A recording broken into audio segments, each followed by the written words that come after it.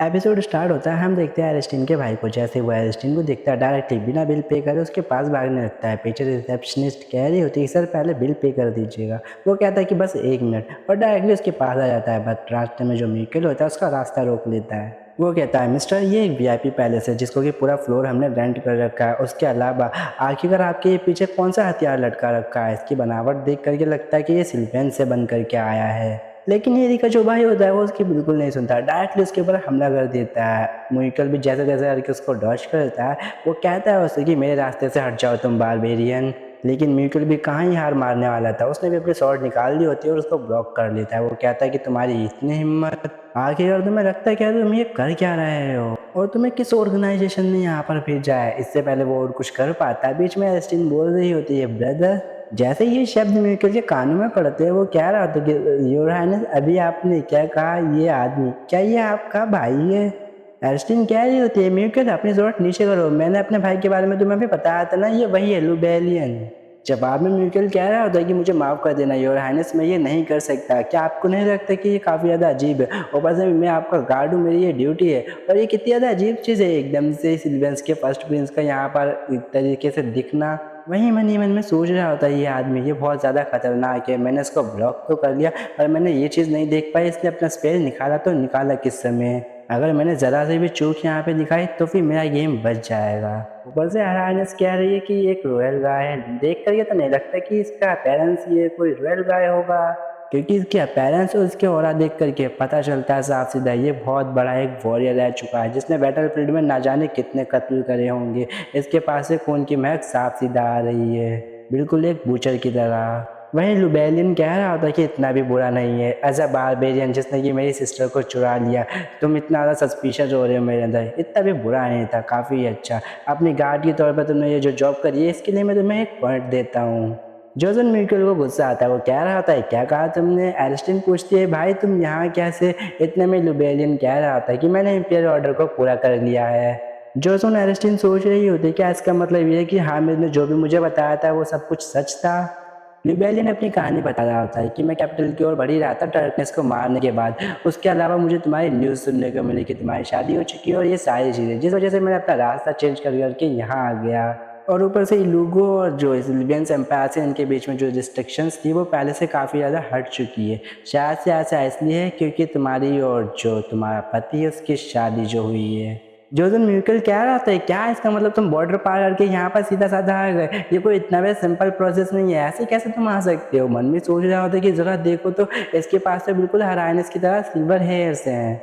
वो उसके मुंह पे कहता है कि तुम बिना नोटिस के यहाँ पर आए हो, अब मुझे ये मत कहना कि तुम इनलीगली यहाँ पर इंटर हुए हो। लुबेलियन कह रहा होता है कि मेरे को भी पता नहीं था, अंदाज़ा नहीं था कि तुम लोग मुझे यहाँ मिल जाओगे, मैं तो अपनी बहन के लिए स्वीट्स लेने के लिए आया था, पर कोइंसिडेंट तो देखो वो मुझे यहीं पर मिल गई। म्यूकल कह रहा होता है कि ज़रा इसकी ओर तो देखो, ये मेरे क्वेश्चन का सवाल नहीं कर रहा है, जानबूझ करके ये इलीगली यहाँ पर आया ही हो रहा है, इसलिए तो ये बता नहीं रहा है। वहीं एलिस्टिन सोच रही होती है कि एक हाथ में केक, और सिचुएशन जब ऑकवर्ड हो जाती है नजरें चुराना। सच में ये बिल्कुल पहले की तरह ही था जब बचपन में था, सच में ये मेरा भाई है।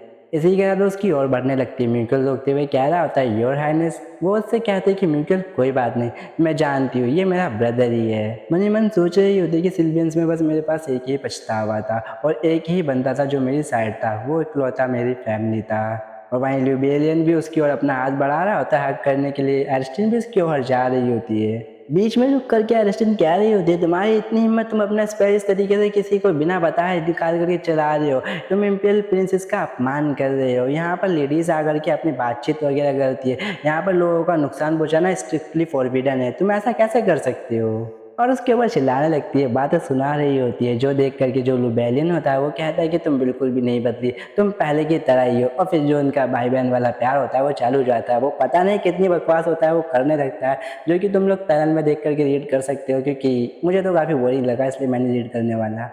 वही लुबेलियन का अपनी बहन के प्रति इतना ज़्यादा प्यार देख करके इन दोनों के पसीने छूट रहे होते हैं। म्यूकल सोच रहा होता है कि आदमी आखिरकार है क्या चीज़, अभी 1 मिनट पहले इतना ज़्यादा किलिंग वाला यूज़ कर रहा था, छोड़ रहा था, और अब देखो कितना बिल्कुल पिघल सा चुका है, कम्प्लीटली डिफरेंट पर्सन लग रहा है, लग ही नहीं रहा कि ये वो हो। वहीं लुबेलियन दूसरी ओर कह रहा होता है कि ओ हाँ मुझे याद आया, वो भालू जैसा इंसान अगर तुम्हारा गार्ड है तो फिर इसका जो ब्रदरहुड रडार होता है वो एक्टिवेट हो जाता है और डायरेक्टली जो ब्लैक स्मिथ होता है इसका कि मैं नाम भूल चुका हूँ उसकी और डायरेक्टली एम कर देता है। वो कह रहा होता है कि इसका मतलब वो बंदा वहाँ पर जो खड़ा है क्या वो तुम्हारा हस्बैंड है। जैसे ही वो ये सुनता है बेचारा घबरा जाता है, आंसू निकल जाते हैं उसके।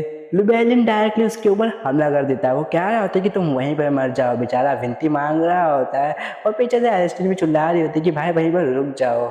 म्यूटल कह रहा होता है कि ये कैसा बड़ा पागल सा प्रिंस है, आखिरकार इसको यहाँ लेकर के कौन आया। इतने में देखते हैं जो रिसेप्शनिस्ट होती है वो गार्ड्स लेकर के यहाँ पहुँच चुकी होती है। गार्ड्स कह रहे होते हैं कि योर हाइनेस क्या पोलाइट हो, क्या कोई इंट्रूडर यहाँ घुस चुका है।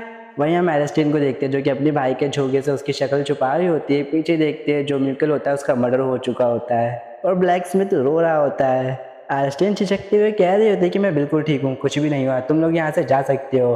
गार्ड इंसिस्ट करते हुए कह रहा होता है कि लेकिन योर हाइनेस। इतने में म्यूकल का जो खून होता है फिर से निकलने लगता है। एरिस्टन कह रहे होते हैं कि मैंने कहा ना कुछ भी नहीं हुआ। देन कुछ टाइम बाद का सीन दिखाया जाता है। इन लोगों ने एक प्राइवेट रूम को रेंट लिया जहाँ पर कि म्यूकल की मरहम पट्टी चल रही होती है।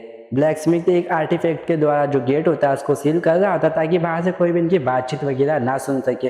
जिसके बारे में म्यूकल पूछता है कि ये आर्टिफैक्ट कौन है। वो बता रहा होता है कि जो यहाँ पर मेज है आसीना उसने ये मेरे लिए बनाया है। म्यूकल कहता है क्या वो इतना कुछ भी कर सकती है। ब्लैक स्मिथ कह रहा होता है कि कोई बात नहीं म्यूकल सर, आपने मेरे लिए इतना ज़्यादा कुछ किया उसके लिए शुक्रिया। आपने मेरे लिए वो हिट झेला वरना मैं तो वहीं पे मारा जाता। तो म्यूकल कह रहा होता है कि ये इतनी भी बड़ी बात नहीं है। वैसे यहाँ पर ये चल क्या रहा है, क्योंकि मुझे समझ नहीं आ रहा है कि जो हमारी प्रिंसेस है उनका ब्रदर एकदम से यहाँ आ चुका है, चल क्या रहा है। वहीं हम एरिस्टन उसके भाई को देखते हैं जो कि बातचीत वहाँ कर रहे होते हैं। लुबेलिन कह रहा होता है कि क्या बात है एरिस्टन, तुम इनको यहाँ से जाने के लिए क्यों नहीं कह रही हो। मैंने सुना है इस बारे में कि ये तुम्हारे फ्रेंड्स है, पर क्या सच में ये लोग इतना ट्रस्टवर्थी हैं। एरिस्टन भी बिना किसी हिचकिचाहट के आंसर देती है, ऑफ कोर्स ये ट्रस्टवर्थी है, मैं पूरी तरीके से इन लोगों के ऊपर भरोसा करती हूँ। ये बातें सुन करके वो लोग भी शर्मा रहे होते हैं और अपनी बहन को उनके ऊपर इतना आधा अंधा भरोसा करता है। वजह उसका भाई भी स्माइल करता है। वो कहता है कि हे तुम दोनों जरा यहाँ आकर के बैठो। फिर जो लुबेलिन होता है उनको फॉर्मली अपने आप को इंट्रोड्यूस करवा रहा होता है। फिर माफ़ी मांगता है कि ये गलतफहमी की वजह से मैंने तुम्हारे ऊपर इस तरीके से हमला कर दिया जिसके लिए मुझे माफ़ कर दो। मुझे वायलेंस का यूज़ नहीं करना चाहिए था। मुआवजे के तौर पर तुम ये रख सकते हो, ये एक आर्टिफैक्ट है जिसके अंदर हीलिंग पावर है। तुम्हारे शरीर के ऊपर जितने भी छोटे मोटे स्कार्स थे उनको ये रिमूव कर सकता है इजली। जिसके जवाब के तौर पर म्यूकल कह रहा होता है कि तुम तो कह रहे थे ये छोटी सी मिसअंडरस्टैंडिंग है, क्या हो अगर यहाँ पर मैं नहीं कि लॉर्ड ट्रैकन होते तो तुम क्या करते। वो बंदा होता कि अगर वो यहाँ होता तो फिर मैं उसको मार देता। ये तो एरिस्टन कह रहे होते कि भाई भला ये क्या बात कर रहे हो तुम। लुबेलिन हंसते हुए कह रहा था ये काफ़ी शर्म की बात है कि मुझे उसको बिना मिले यहाँ से जाना पड़ रहा है, वरना वो कमीना मेरे सामने आ जाता तो फिर मैं उसको जान से मार देता। एरिस्टन कह रही होती कि हे क्या तुम अपनी बहन को विधवा देखना चाहते हो, ये क्या बकवास कर रहे हो। बैकग्राउंड में म्यूकल और ब्लैक स्मिथ सोच रहे होते कि पता नहीं लॉर्ड ट्रैकेन और जो लॉर्ड ल्यूबेलियन एक बारी मिलेंगे तो क्या जंग छिड़ेगी। एरिस्टन उससे सवाल कहती कि लेकिन भाई तुम यहाँ पर किसी को भी बिना बताया आ गए, ना फादर को बताया ना कुछ, ना वो यहाँ पर तुम्हारे साथ आए, क्या बात हुई। तो ल्यूबेलियन कह रहा था कि चिंता करने की ज़रूरत नहीं है, मैंने अपना डुप्लीगैंगर वहाँ छोड़ दिया है। लेकिन मैं ज़्यादा टाइम के लिए यहाँ नहीं रुक सकता हूँ, क्योंकि अगर मैं ज़्यादा टाइम के लिए उससे दूर रहा तो फिर उन लोगों को पता चल जाएगा, इसलिए मुझे जल्दी ही जाना पड़ेगा। मैं तो यहाँ पर बस इसलिए आता था कि तुम्हारा चेहरा एक बार के लिए देख सकूँ, बस एक पल के लिए, पर लगता है कि ये गॉड की ही विल थी जिस वजह से हम लोग इस तरीके से यहाँ पर मिल लिए। एरिस्टन कह रही होती कि ब्रदर अगर ऐसी ही बात है तो फिर अपने कपड़े उतारो। ये सुन पीछे ही बैकग्राउंड में वो दोनों हैरान। जो लुबेलिन होता है वो भी कुछ कह नहीं रहा होता है। म्यूकल और ब्लैक स्मिथ सोच रहे होते कि आखिरकार हर मेजेस्टी क्या कह रही है, ये इस तरीके से कैसे कह सकती है उनको कपड़े उतारने के लिए। लुबेलिन भी डायरेक्टली उसकी बात मानता है और अपना जो शर्ट होती है वो उतार देता है। ये चीज़ देख एरिस्टन कह रही होती कि ये क्या ये कर्ज है, आखिरकार ये रिस्ट्रिक्शन अभी भी वहाँ क्या कर रही है। तो लुबेलिन बता रहा होता है कि जो मेरी पावर है वो एक ऐसी फोर्स है जो इंपीरियल अथॉरिटी को थ्रेटन करती है। इस वजह से एम्परर ने कुछ सॉर्सरर को कमांड दिया समन कर करके, ताकि वो मेरे ऊपर एक कर्ज इम्प्यूट कर सके कि जब तक मैं टर्कनेस को नहीं मार देता मैं कैपिटल नहीं आ सकता। इसी वजह से ये जो कर्ज है मेरे ऊपर लगा हुआ है। मैंने एक अबेंडन कोस्ट को इस कर्ज के प्राइस के तौर पर ऑफर किया था। सरफेस से तो लग सकता है कि ये काफ़ी आसान है, और मैं जब भी इसको तोड़ने का ट्राई करता हूँ ये उतना ही ज़्यादा शक्तिशाली होता जाता है। जितना ज़्यादा मुझे इस कर्ज के बारे में समझ में आता है उतना ही ज़्यादा मेरे को ये पता लगता है कि कोई ना कोई शक्ति है जो कि मुझे कंट्रोल कर रही है। वो मेरे को फोर्स कर रही है ताकि मैं उसके ऑर्डर को ऑबे करूँ, और ये कोई और नहीं एम्परर ही है। उसने एक ऐसा कर्ज मेरे ऊपर प्लेस किया कि अगर मैं उस राक्षस को नहीं मार देता तो फिर मैं खुद ही मारा जाऊँगा। ये सारी बातें सुनकर के म्यूकल और ब्लैक स्मिथ भी हैरान। एरिस्टीन रोते हुए कह रहे होते कि मुझे लगा था कि एम्पर ने कुछ तो मेरे भाई का किया है, पर मैंने सोचा भी नहीं था कभी कि उसने इतना ज़्यादा कुछ किया था। एरिस्टीन उससे पूछ रहे होते कि लेकिन भाई अगर ऐसी बात है तो फिर ये चीज़। तो लुबेलिन हंसते हुए कह रहा होता है कि ये एक मैजिक स्टोन है उसी ग्रेट बीस्ट का। मैंने इसको यहाँ पर इसलिए लगा सका है ताकि जो डिस्ट्रैक्शन है उसको मैं हटा सकूँ, ताकि मुझे उस कमीने की बात ना सुननी पड़े। कह सकती हो कि उस सुअर के बच्चे का जो कर्ज है उसको सप्रेस कर रही है ये रिस्ट्रिक्शन। ये बात सुन एरिस्टीन और ज़्यादा हैरान हो जाती है। वो चिंता करते हुए कह रहे होते कि क्या तुम बीस्ट स्टोन को एक कर्ज के तौर पे एम्बेडिंग कर रहे हो? इस तरीके से तुम्हारा जो लाइफ स्पैनिंग है वो तो और ज़्यादा घटती जाएगी। अगर ऐसा ही चलता रहा तो तुम्हारी ज़िंदगी और छोटी हो जाएगी। तो सीरियस होते हुए लुबेलिन कह रहा था कि रिन, मैं उनको कभी भी नहीं माफ़ कर सकता जिन लोगों ने हमारे साथ ऐसा किया। ये सही है अगर तुम उन बारे में भूल चुकी हो, पर मैं कुछ भी नहीं भूला हूँ। मैं एक एक चीज़ का उनसे बदला लूँगा। मुझे छोटी छोटी चीज़ें याद हैं कि उन लोगों ने मेरे साथ क्या क्या किया है। मैं हर एक चीज़ का बदला लेने वाला हूँ। ये बातें सुनकर के एरिस्टीन सोच रही होती कि मेरा भाई मेरे से बिल्कुल अलग है। मेरे को तब तक टॉर्चर किया गया था जब तक कि मेरा दिल बिल्कुल राखों राख तरह ना हो जाए, लेकिन मेरा भाई उन राख को कोई फ्यूल की तरह यूज़ कर रहा है। उसकी आंखों में ये जो आग है वो मैं देख सकती हूँ, इसको अब कोई नहीं रोक सकता। उसने तय कर लिया है कि अब वो उन लोगों के खिलाफ जा कर के रहेगा। एरिस्टीन कह रही होती कि लेकिन भाई उसका ब्रदर कहता है कि दिन एक बारी मैं जब सिल्वेंस में सारी चीज़ें स्टेबल कर लूँ उसके बाद दोबारा तुमसे मिलने के लिए आऊँगा। सच कहूँ तो फिर मैंने तो पहले से सोच रखा था अगर इन लोगों के अंदर तुम अच्छी खासी ज़िंदगी नहीं काट रही होती तो फिर मैं तुम्हें किडनैप करके यहाँ से ले जाता। ये बातें सुनकर के बेचारे को जो दोनों होते हैं उनकी तो आत्मा ही रूह ही बाहर निकल चुकी ही होती है। लुबेलिन कह रहा था कि तुम्हें इतना ज़्यादा खुश और हेल्दी देख करके मुझे काफ़ी ही अच्छा लगा। एरिस्टीन गुस्सा करते हुए कह रही थी ये सोचना भी मत यहाँ से इस तरीके की हरकतें करने का। तुम इतना आगे तक नहीं जा सकते, तुम ऐसा नहीं कर सकते। और ऊपर से टर्कन मेरा मतलब कि जो मेरा हस्बैंड है एक बार वो जब यहाँ का राजा बन जाता है तो फिर वो जो हमारा एम्पर था उसको कर्ज करेगा, उसके एम्बिशन को पूरी तरीके से तहस नहस कर देगा। इसलिए भाई मेरी बात मानो, तुम्हें किसी भी तरीके से रैकलेस एक्ट करने की ज़रूरत नहीं है। तुम कहीं जा कर के छुप जाओ ताकि जब तक मेरा जो हस्बैंड है वो यहाँ का एम्पर नहीं बन जाता, जैसे ही वो बनेगा तो हम लोग सिल्वेंस के एम्पर की धज्जियाँ उड़ा देंगे। इसलिए तुम्हें अभी जा कर के छुप जाना चाहिए। तुम्हें चिंता करने की ज़रूरत नहीं है, मैं सब कुछ सोल्व कर लूँगी। मुझे किसी ना किसी तरीके से रास्ता मिल ही जाएगा, बस थोड़ा सा इंतज़ार कर लो भाई, थोड़ा सा इंतज़ार। लुबेलिन कहता है कि भले तुम शादीशुदा हो चुकी हो, पर क्या तुम्हें नहीं लगता है एक अपना घर होना काफ़ी अच्छी बात है? क्या तुम घर वापस नहीं आना चाहती? जब तुम एक बारी पूरी तरीके से सेफ हो जाओगी हम अपना खुद का घर बनाएंगे, क्या तुम वहाँ आना नहीं चाहोगी? लुबेलिन की बात सुन एरिस्टीन सोच रही होती क्या कहा घर। घर तो मेरे लिए एक करेंसी की तरह है, हम जितना ज़्यादा कमाएंगे उतना ही ज़्यादा अच्छा हमारे पास घर होगा। वो एक ऐसी चीज़ है अगर मेरे पास पैसा है तो मैं उसे खरीद सकती हूँ। वो याद भी कर रही होती कि बचपन में ऐसे कई सारे वो सपने ख्वाब देखा करती थी, जब भी मेरे पास पैसा आएगा तो मैं हर एक कैपिटल सिटी के अंदर एक मैंशन बाय करूँगी। एक ऐसी सेंचुरी भी थी जब मैं इन सारी चीज़ों के बारे में सोचती थी। वो एक ऐसी स्टोरी थी जो कि मैं सोचती थी कि काश मेरे पास ये सारी चीज़ें हों, पर अभी के तौर पे देखा जाए तो इतने में आवाज़ आती है म्यूकल की, नहीं आप ऐसा नहीं कर सकती। ब्लैक स्मिथ भी कह रहा था कि ज़रूरत भी मत करना हराइनेस को हमसे दूर ले जाने की, वो इन लोगों से कहीं नहीं जाएगी, इन लोगों को उनका घर है। म्यूकल भी उसके हाँ में हाँ मिलाते हुए कह रहा था कि इसने बिल्कुल सही कहा। अगेन वो कह रहा था कि ऑफकोर्स अगर हराइनेस जाना चाहेगी तो फिर हम उनको रोकेंगे नहीं, उल्टा हम भी उनके साथ जाएंगे, मैं भी उनके साथ जाना चाहूँगा। म्यूकल भी कह रहा था कि हाँ जहाँ भी हराइनेस जाना चाहेंगे हम उनके साथ जाएंगे। लेकिन ये बात नहीं छुटकारे जा सकती कि ये जो जगह है पूरा इलुगो ये उनका ही घर है।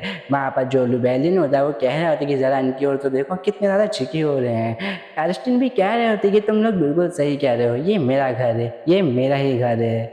मन ही मन में सोच रहे होते कि ये काफ़ी ही ज़्यादा अच्छी जगह है, एक ऐसी जगह जहाँ पर कि मुझे पीस मिलती है, और इतना ज़्यादा ब्यूटीफुल जगह को मैं अपने भाई को भी दिखाना चाहती हूँ। वो अपने भाई को बताते कि भाई मैं यहाँ पे बिल्कुल ज़्यादा ठीक हूँ, मैं काफ़ी ज़्यादा सेटिस्फाई हूँ अपनी मैरिड लाइफ को, मेरे ज़्यादा काफ़ी ज़्यादा दोस्त हैं, मैंने काफ़ी ज़्यादा लग्जीरियस लाइफ भी बताई है, ज़रा देखो मैं कितना ज़्यादा इंजॉय कर रही हूँ।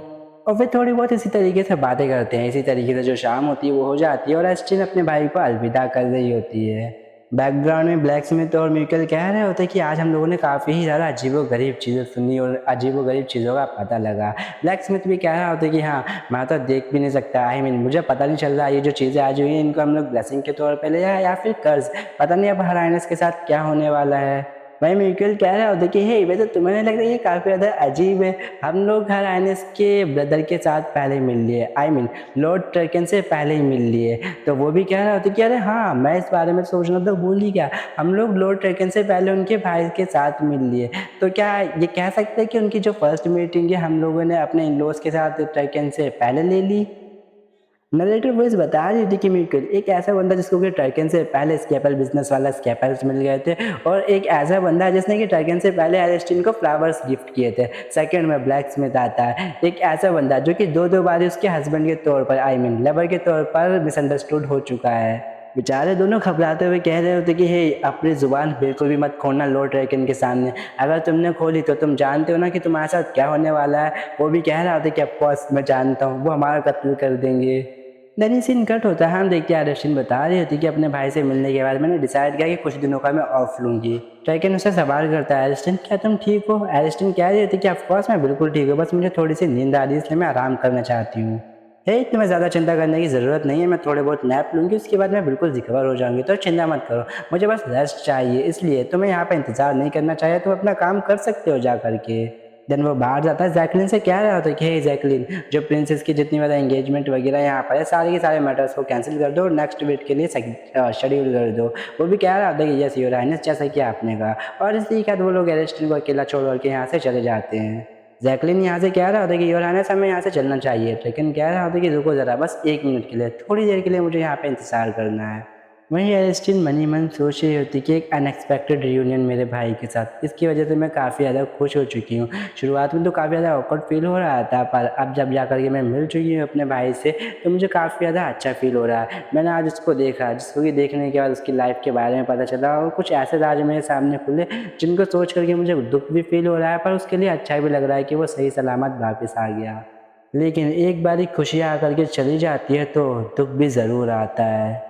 वो कर्ज़ और वो मैजिक स्टोन, वो आँखें मेरे भाई की जिसमें कि बदला लेने की चाहत भरी हुई है। डेफ़िनेटली मेरे अंदर के जो दिल में एक हिस्सा है जो पूरी तरीके से तहस-नहस हो चुका था, वहाँ तक जा कर के लगा है।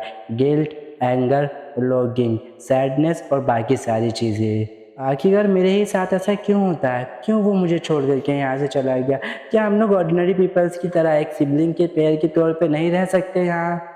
क्यों मेरे साथ ये सारी चीज़ें क्यों हो रही है? वही देखते हैं बचपन में भी वो कह रही थी कि नहीं, उन लोगों को पता मत लेने देना, इन चीज़ों के बारे में उन लोगों को कभी भी पता मत लगने देना, उन्हें बिल्कुल भी इन चीज़ों के बारे में पता नहीं लगना चाहिए, एब्सोल्युटली नेवर, कभी भी नहीं, उन्हें कभी नहीं पता चलना चाहिए इन सारी चीज़ों के बारे में।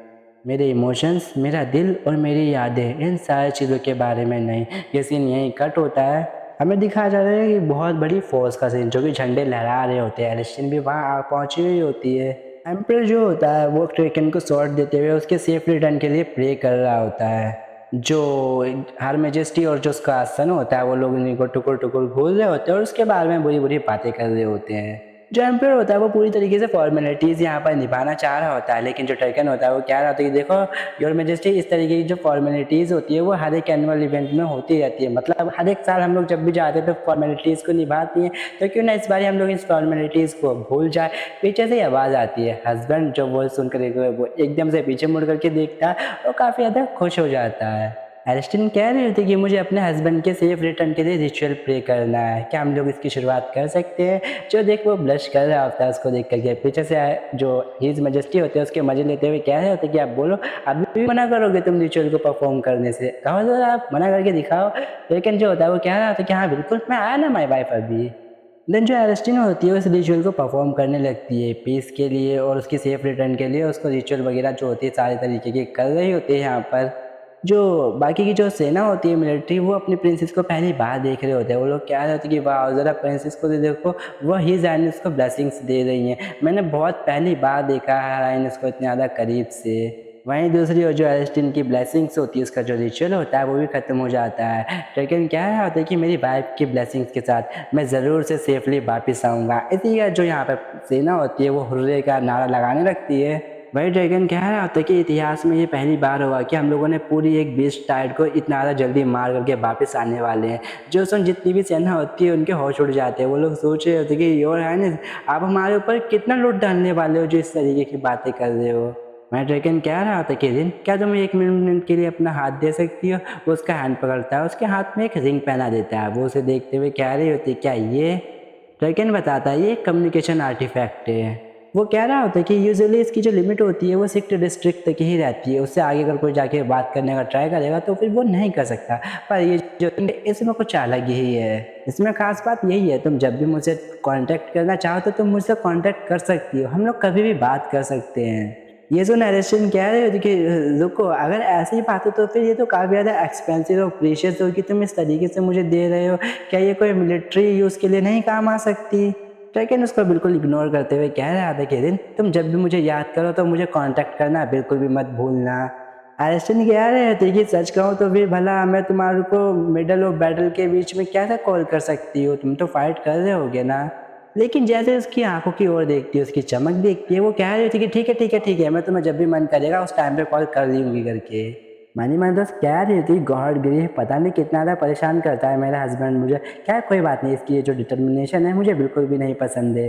मैं इसको बिल्कुल भी डिसलाइक नहीं करती हूँ, मुझे बहुत पसंद है ये। मैं भी वैसे भी अपने हस्बैंड से डिपार्ट नहीं होना चाहती। सच कहूँ तो फिर मैं यहाँ पे काफ़ी ज़्यादा एक्साइटेड हूँ, जैसे ये बैटल फील्ड में जाएगा मैं इसे कॉन्टेक्ट करना चाहती हूँ, मैं बातें करना चाहती हूँ।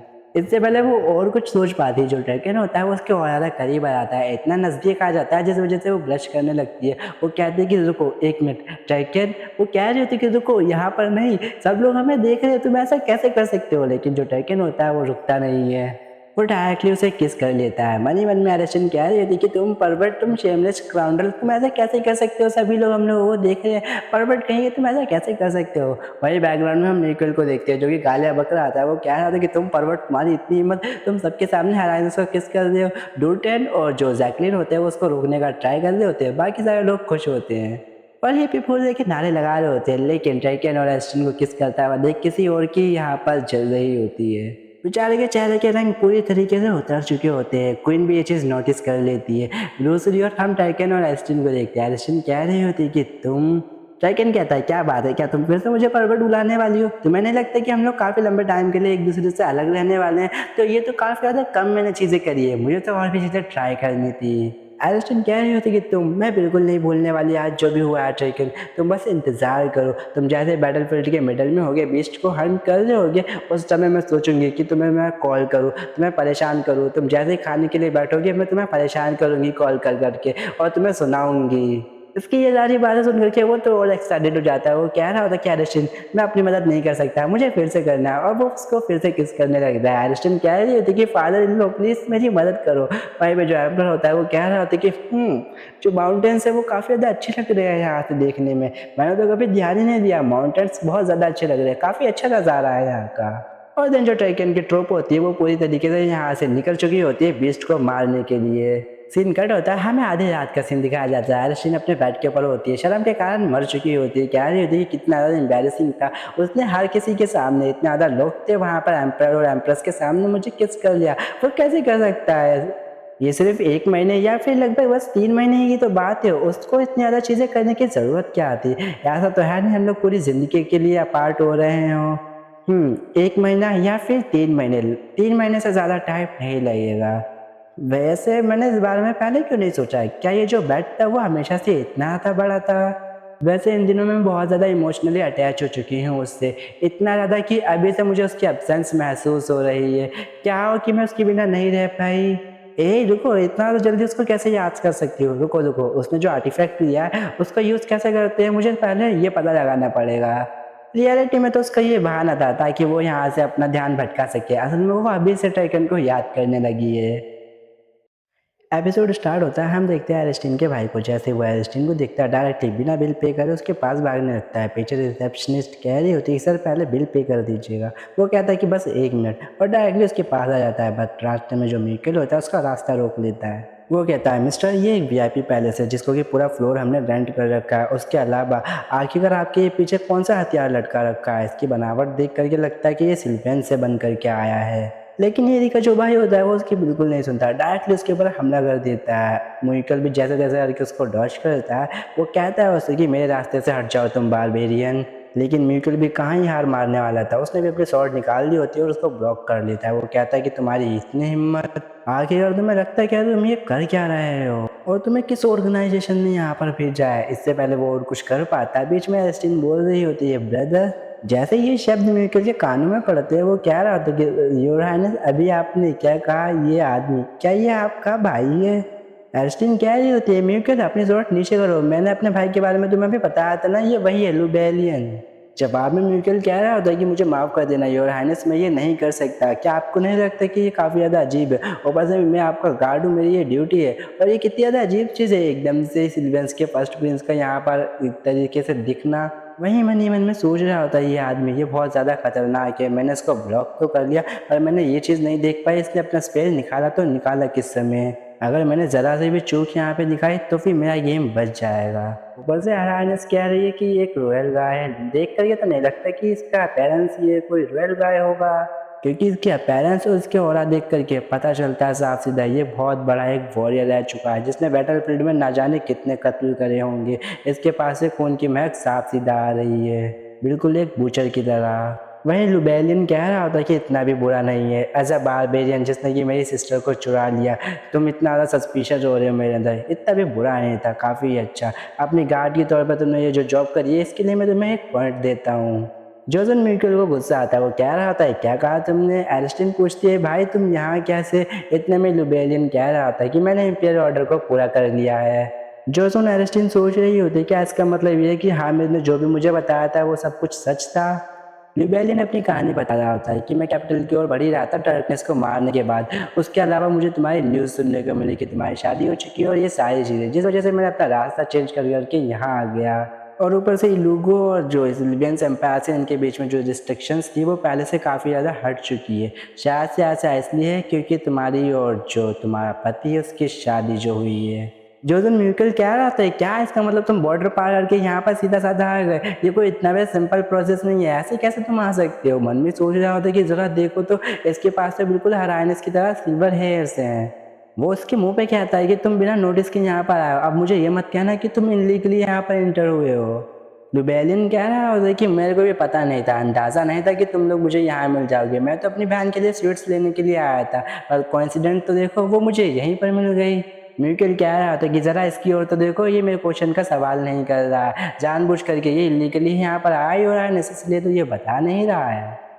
वहीं एलिस्टीन सोच रही होती है कि एक हाथ में केक, और सिचुएशन जब ऑकवर्ड हो जाती है नजरें चुराना। सच में ये बिल्कुल पहले की तरह ही था जब बचपन में था, सच में ये मेरा भाई है।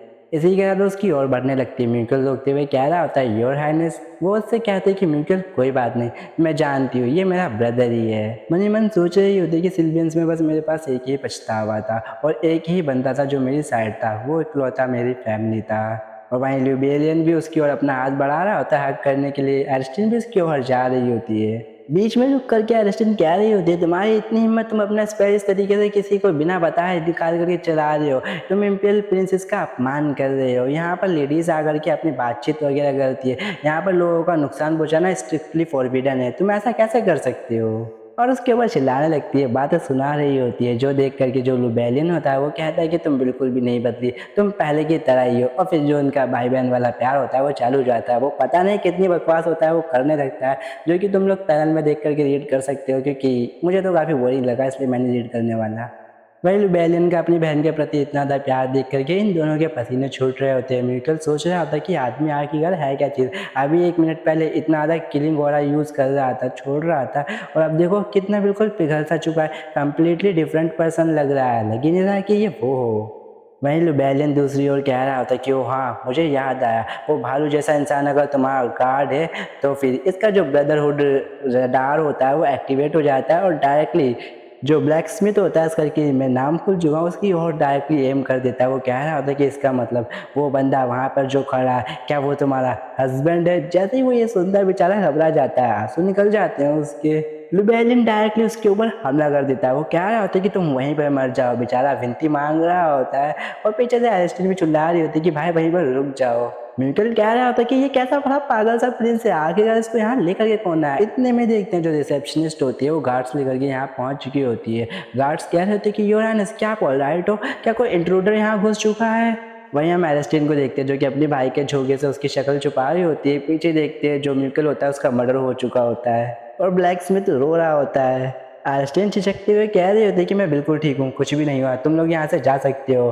गार्ड इंसिस्ट करते हुए कह रहा होता है कि लेकिन योर हाइनेस, इतने में म्यूकल का जो खून होता है फिर से निकलने लगता है। आइंस्टीन कह रहे होते कि मैंने कहा ना कुछ भी नहीं हुआ।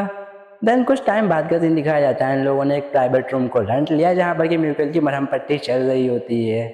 ब्लैक स्मिथ एक आर्टिफैक्ट के द्वारा जो गेट होता है उसको सील कर रहा होता ताकि बाहर से कोई भी इनकी बातचीत वगैरह ना सुन सके, जिसके बारे में म्यूकल पूछता है कि ये आर्टिफैक्ट कौन है। वो बता रहा होता है कि जो यहाँ पर मेज है आसीना, उसने ये मेरे लिए बनाया है। म्यूकल कहता है क्या वो इतना कुछ भी कर सकती है? ब्लैक स्मिथ कह रहा होता है कि कोई बात नहीं म्यूकल सर, आपने मेरे लिए इतना ज़्यादा कुछ किया उसके लिए शुक्रिया, आपने मेरे लिए वो हिट झेला, वरना मैं तो वहीं पे मारा जाता। तो म्यूकल कह रहा होता है कि ये इतनी भी बड़ी बात नहीं है, वैसे यहाँ पर ये चल क्या रहा है, क्योंकि मुझे समझ नहीं आ रहा है कि जो हमारी प्रिंसेस है उनका ब्रदर एकदम से यहाँ आ चुका है, चल क्या रहा है। वहीं हमें स्टीन उसके भाई को देखते जो कि बातचीत वहाँ कर रहे होते हैं। लुबेलिन कह रहा होता है कि क्या बात है एरिस्टीन, तुम इनको यहाँ से जाने के लिए क्यों नहीं कह रही हो? मैंने सुना है इस बारे में कि ये तुम्हारे फ्रेंड्स है, पर क्या सच में ये लोग इतना ट्रस्टवर्थी हैं? एरिस्टीन भी बिना किसी हिचकिचाहट के आंसर देती है, ऑफ कोर्स ये ट्रस्टवर्थी है, मैं पूरी तरीके से इन लोगों के ऊपर भरोसा करती हूँ। ये बातें सुन करके वो लोग भी शर्मा रहे होते हैं और अपनी बहन को उनके ऊपर इतना आधा अंधा भरोसा करता है। वजह उसका भाई भी स्माइल करता है, वो कहता है कि हे तुम दोनों जरा यहाँ आकर के बैठो। फिर जो लुबेलिन होता है उनको फॉर्मली अपने आप को इंट्रोड्यूस करवा रहा होता है, फिर माफ़ी मांगता है कि ये गलतफहमी की वजह से मैंने तुम्हारे ऊपर इस तरीके से हमला कर दिया, जिसके लिए मुझे माफ़ कर दो, मुझे वायलेंस का यूज़ नहीं करना चाहिए था। मुआवजे के तौर पर तुम ये रख सकते हो, ये एक आर्टिफैक्ट है जिसके अंदर हीलिंग पावर है। तुम्हारे शरीर के ऊपर जितने भी छोटे मोटे स्कार्स थे उनको ये रिमूव कर सकता है इजली। जिसके जवाब के तौर पर म्यूगल कह रहा होता है कि तुम तो कह रहे थे ये छोटी सी मिसअंडरस्टैंडिंग है, क्या हो अगर यहाँ पर मैं नहीं कि लॉर्ड ट्रैकन होते तो तुम क्या करते? वो बंदा होता कि अगर वो यहाँ होता तो फिर मैं उसको मार देता। ये तो नरेशन कह रहे होते कि भाई भला ये क्या बात कर रहे हो तुम? रिबेलियन हंसते हुए कह रहा था ये काफ़ी शर्म की बात है कि मुझे उसको बिना मिले यहाँ से जाना पड़ रहा है, वरना वो कमीना मेरे सामने आ जाता तो फिर मैं उसको जान से मार देता। एस्टिन कह रही होती कि हे क्या तुम अपनी बहन को विधवा देखना चाहते हो, ये क्या बकवास कर रहे हो? बैकग्राउंड में म्यूकल और ब्लैक स्मिथ सोच रहे होते कि पता नहीं लॉर्ड ट्रैकेन और जो लॉर्ड ल्यूबेलियन एक बारी मिलेंगे तो क्या जंग छिड़ेगी। एरिस्टन उससे सवाल कहती कि लेकिन भाई तुम यहाँ पर किसी को भी बिना बताया आ गए, ना फादर को बताया ना कुछ, ना वो यहाँ पर तुम्हारे साथ आए, क्या बात हुई? तो ल्यूबेलियन कह रहा था कि चिंता करने की ज़रूरत नहीं है, मैंने अपना डुप्लीगैंगर वहाँ छोड़ दिया है, लेकिन मैं ज़्यादा टाइम के लिए यहाँ नहीं रुक सकता हूँ, क्योंकि अगर मैं ज़्यादा टाइम के लिए उससे दूर रहा तो फिर उन लोगों को पता चल जाएगा, इसलिए मुझे जल्दी ही जाना पड़ेगा। मैं तो यहाँ पर बस इसलिए आता था कि तुम्हारा चेहरा एक बार के लिए देख सकूँ, बस एक पल के लिए, पर लगता है कि ये गॉड की ही विल थी जिस वजह से हम लोग इस तरीके से यहाँ पर मिल लिए। एरिस्टीन कह रही होती कि ब्रदर अगर ऐसी ही बात है तो फिर अपने कपड़े उतारो। ये सुन पीछे ही बैकग्राउंड में वो दोनों हैरान, जो लुबेलिन होता है वो भी कुछ कह नहीं रहा होता है। म्यूकेल और ब्लैक स्मिथ सोच रहे होते कि आखिरकार हर मेजेस्टी क्या कह रही है, ये इस तरीके से कैसे कह सकती है उनको कपड़े उतारने के लिए। लुबेलिन भी डायरेक्टली उसकी बात मानता है और अपना जो शर्ट होती है वो उतार देता है।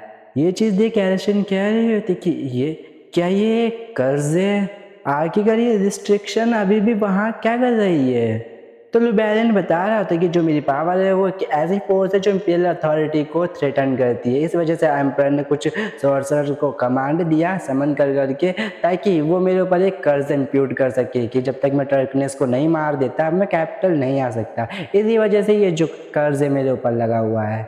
मैंने एक अबेंडन कोस्ट को इस कर्ज के प्राइस के तौर पर ऑफर किया था। सरफेस से तो लग सकता है कि ये काफ़ी आसान है, और मैं जब भी इसको तोड़ने का ट्राई करता हूँ ये उतना ही ज़्यादा शक्तिशाली होता जाता है। जितना ज़्यादा मुझे इस कर्ज के बारे में समझ में आता है उतना ही ज़्यादा मेरे को ये पता लगता है कि कोई ना कोई शक्ति है जो कि मुझे कंट्रोल कर रही है, वो मेरे को फोर्स कर रही है ताकि मैं उसके ऑर्डर को ऑबे करूँ, और ये कोई और नहीं एम्परर ही है। उसने एक ऐसा कर्ज मेरे ऊपर प्लेस किया कि अगर मैं उस राक्षस को नहीं मार देता तो फिर मैं खुद ही मारा जाऊँगा। ये सारी बातें सुनकर के म्यूकेल और ब्लैक स्मिथ भी हैरान। एरिस्टीन रोते हुए कह रही होती कि मुझे लगा था कि एम्परर ने कुछ तो मेरे भाई का किया है, पर मैंने सोचा भी नहीं था कभी कि उसने इतना ज़्यादा कुछ किया था। एरिस्टीन उससे पूछ रही होती कि लेकिन भाई अगर ऐसी बात है तो फिर ये चीज़। तो लुबेरियन हंसते हुए कह रहा होता है कि ये एक मैजिक स्टोन है उसी ग्रेट बीस्ट का, मैंने इसको यहाँ पर इसलिए लगा सका है ताकि जो रिस्ट्रिक्शन है उसको मैं हटा सकूँ, ताकि मुझे उस कमीने की बात ना सुननी पड़े। कह सकती हो कि उस सुअर के बच्चे का जो कर्ज है उसको सप्रेस कर रही है ये रिस्ट्रिक्शन। ये बात सुन एरिस्टीन और ज़्यादा हैरान हो जाती है। वो चिंता करते हुए कह रही होती है कि क्या तुम बीस्ट स्टोन को एक कर्ज के तौर पे एम्बेडिंग कर रहे हो? इस तरीके से तुम्हारा जो लाइफ स्पैनिंग है वो तो और ज़्यादा घटती जाएगी। अगर ऐसे ही चलता रहा तो तुम्हारी ज़िंदगी और छोटी हो जाएगी। तो सीरियस होते हुए लुबैलिन कह रहा था कि रिन, मैं उनको कभी भी नहीं माफ़ कर सकता जिन लोगों ने हमारे साथ ऐसा किया। ये सही है अगर तुम उन बारे में भूल चुकी हो, पर मैं कुछ भी नहीं भूला हूँ। मैं एक एक चीज़ का उनसे बदला लूँगा। मुझे छोटी छोटी चीज़ें याद हैं कि उन लोगों ने मेरे साथ क्या क्या किया है। मैं हर एक चीज़ का बदला लेने वाला हूँ। ये बातें सुनकर के एलेस्टीन सोच रही होती कि मेरा भाई मेरे से बिल्कुल अलग है।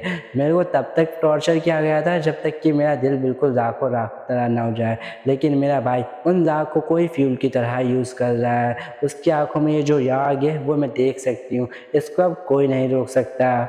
उसने तय कर लिया है कि अब वो उन लोगों के खिलाफ जा कर के रहेगा।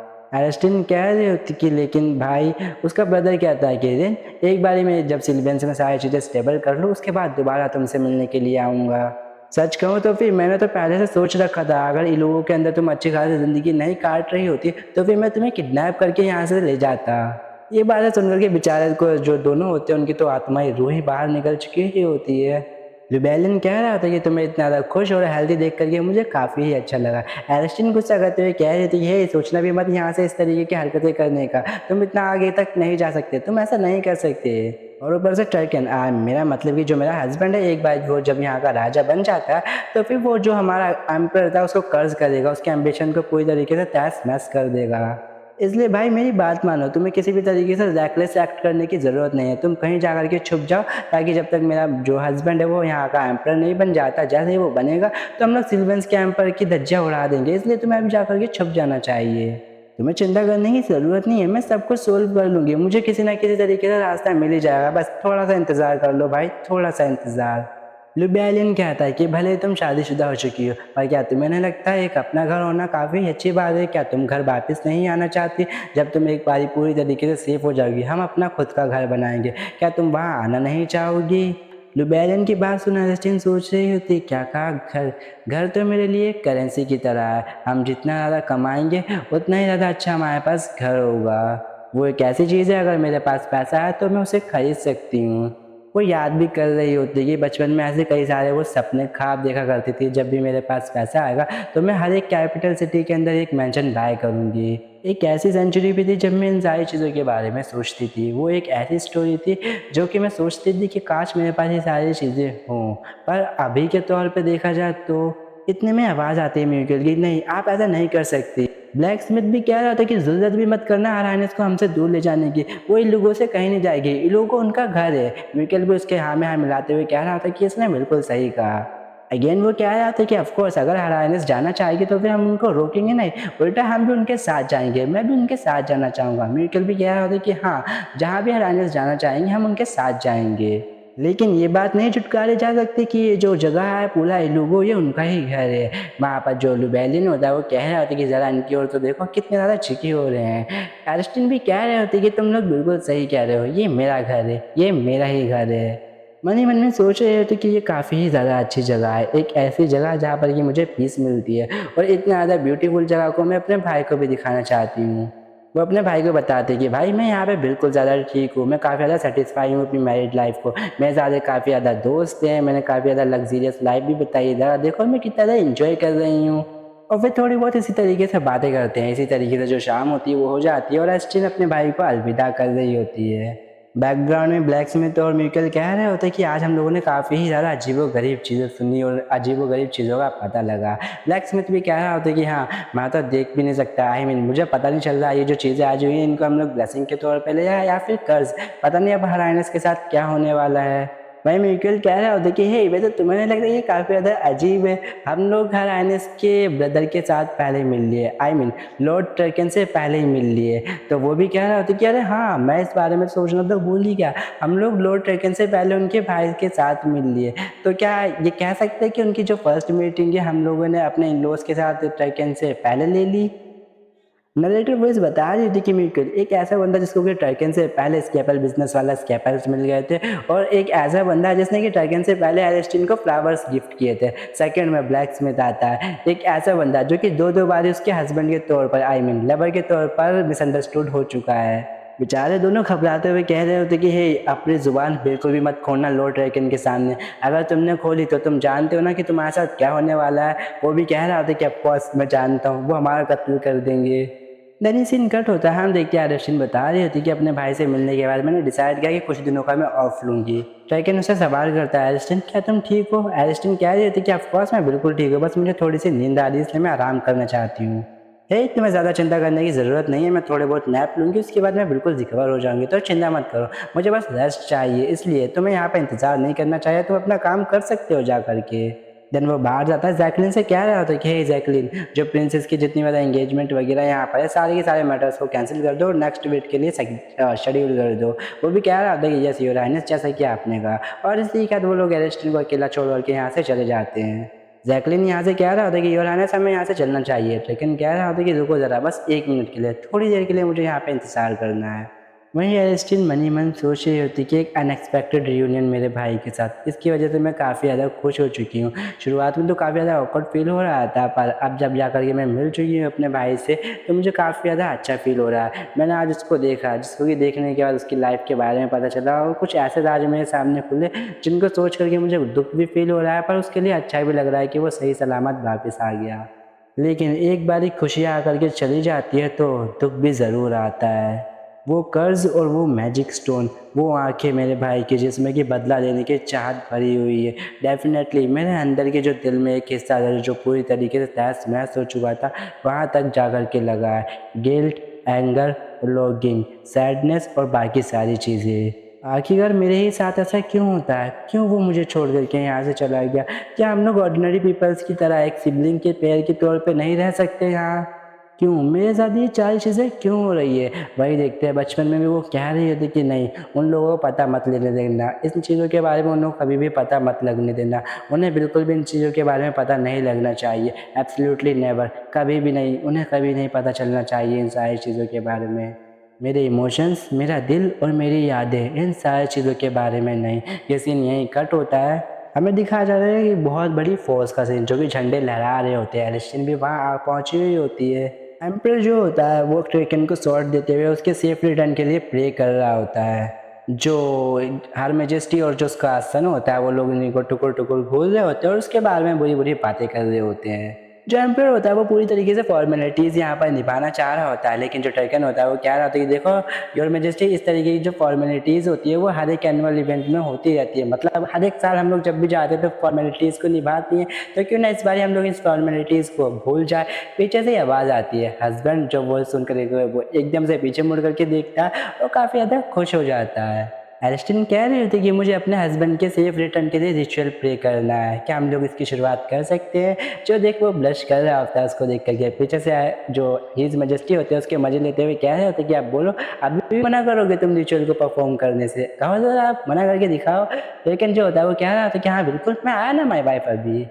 देन जो एलिस्टिन होती है उस रिचुअल को परफॉर्म करने लगती है पीस के लिए और उसकी सेफ रिटर्न के लिए। उसको रिचुअल वगैरह जो होती है सारे तरीके की कर रही होती है यहाँ पर।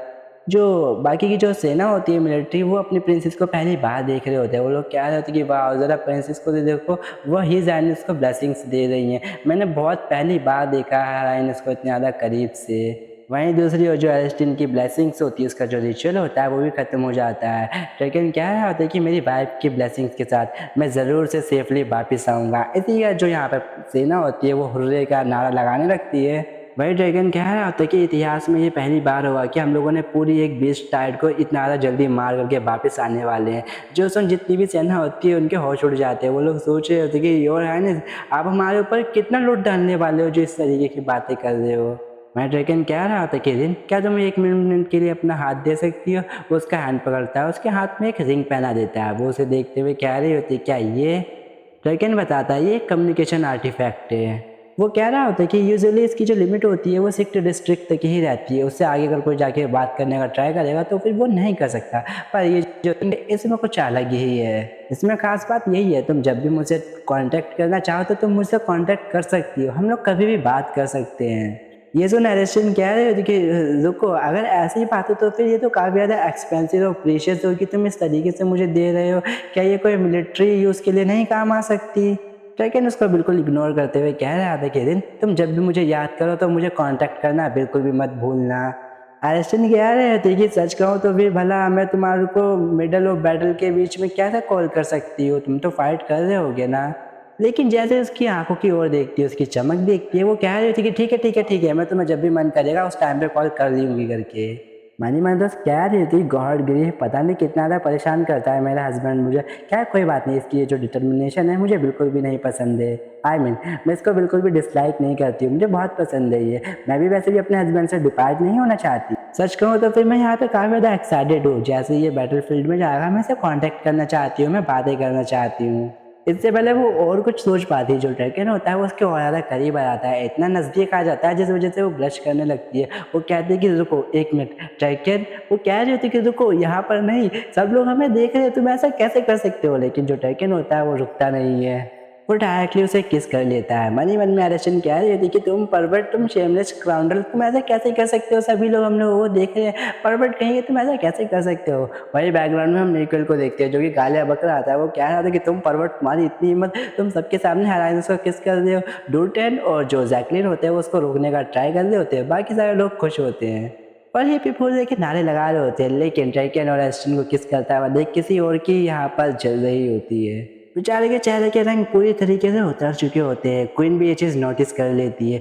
दूसरी ओर हम ड्रैकन और एस्टन को देखते हैं। एस्टन कह रही होती है कि तुम, ड्रैकन कहता है क्या बात है, क्या तुम फिर से मुझे परवट बुलाने वाली हो? तुम्हें नहीं लगता कि हम लोग काफ़ी लंबे टाइम के लिए एक दूसरे से अलग रहने वाले हैं? तो ये तो काफ़ी ज़्यादा कम मैंने चीज़ें करी है, मुझे तो और भी चीज़ें ट्राई करनी थी। एलिस्टन कह रही होती कि मैं बिल्कुल नहीं भूलने वाली आज जो भी हुआ है ड्रैकन, तुम बस इंतज़ार करो। तुम जैसे बैटलफील्ड के मिडल में होगे, बीस्ट को हंट कर रहे होगे, उस समय मैं सोचूंगी कि तुम्हें मैं कॉल करूँ, तुम्हें परेशान करूँ। तुम जैसे ही खाने के लिए बैठोगे मैं तुम्हें परेशान करूँगी कॉल कर करके और तुम्हें सुनाऊंगी। इसकी ये सारी बातें सुन करके वो तो और एक्साइटेड हो जाता है। वो कह रहा होता है कि एलिस्टन, मैं अपनी मदद नहीं कर सकता, मुझे फिर से करना है, और वो उसको फिर से किस करने लगता है। एलिस्टन कह रही होती कि फादर इन लो प्लीज़ मेरी मदद करो। वहीं पे जो एम्पर होता है वो कह रहा होता है कि जो माउंटेन्स है वो काफ़ी ज़्यादा अच्छे लग रहे हैं यहाँ से देखने में, मैंने तो कभी ध्यान ही नहीं दिया, माउंटेन्स बहुत ज़्यादा अच्छे लग रहे हैं, काफ़ी अच्छा नज़ारा है यहाँ का। और देन जो ड्रैकन की ट्रूप होती है वो पूरी तरीके से यहाँ से निकल चुकी होती है बीस्ट को मारने के लिए। सीन कट होता है, हमें आधी रात का सीन दिखाया जाता है। एलिस्टन अपने बेड के ऊपर होती है, शर्म के कारण मर चुकी होती है। कह रही होती है कि कितना ज़्यादा एम्बैरेसिंग था, उसने हर किसी के सामने, इतने ज़्यादा लोग थे वहाँ पर, एम्पायर और एम्प्रेस के सामने मुझे किस कर लिया। वो कैसे कर सकता है? ये सिर्फ 1 महीने या फिर लगभग बस 3 महीने की तो बात है, उसको इतनी ज़्यादा चीज़ें करने की ज़रूरत क्या थी? ऐसा तो है नहीं हम लोग पूरी ज़िंदगी के लिए अपार्ट हो रहे हों। 1 महीना या फिर 3 महीने, 3 महीने से ज़्यादा टाइम नहीं लगेगा। वैसे मैंने इस बारे में पहले क्यों नहीं सोचा? क्या ये जो बेट था वो हमेशा से इतना ज़्यादा बड़ा था? वैसे इन दिनों मैं बहुत ज़्यादा इमोशनली अटैच हो चुकी हूँ उससे, इतना ज़्यादा कि अभी से मुझे उसकी एब्सेंस महसूस हो रही है। क्या हो कि मैं उसके बिना नहीं रह पाई? ए रुको, इतना तो जल्दी उसको कैसे याद कर सकती हो? रुको, रुको, उसने जो आर्टिफैक्ट लिया है उसका यूज़ कैसे करते हैं मुझे पहले ये पता लगाना पड़ेगा। रियलिटी में तो उसका ये बहाना था ताकि वो यहाँ से अपना ध्यान भटका सके, असल में वो अभी से ड्रैकन को याद करने लगी है।